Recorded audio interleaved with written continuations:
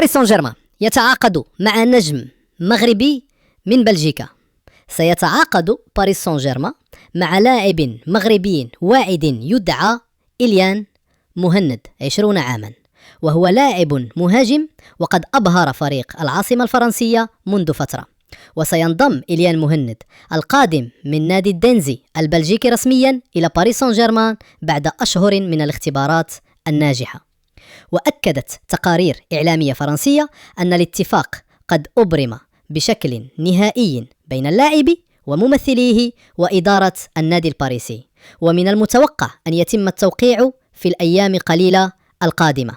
وسينضم لاعب خط الوسط المهاجم متعدد المواهب القادر على اللعب كجناح أيمن أو خلف المهاجم في البداية إلى فريق باريس سان جيرمان تحت 23 عاما، مع فرصة التدرب بانتظام مع الفريق الأول تحت قيادة لويس إنريكي.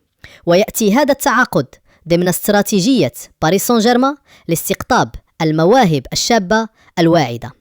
وسينضم لاعب خط الوسط المهاجم متعدد المواهب القادر على اللعب كجناح أيمن أو خلف المهاجم في البداية إلى فريق باريس سان جيرمان تحت 23 عاما، مع فرصة التدرب بانتظام مع الفريق الأول تحت قيادة لويس إنريكي.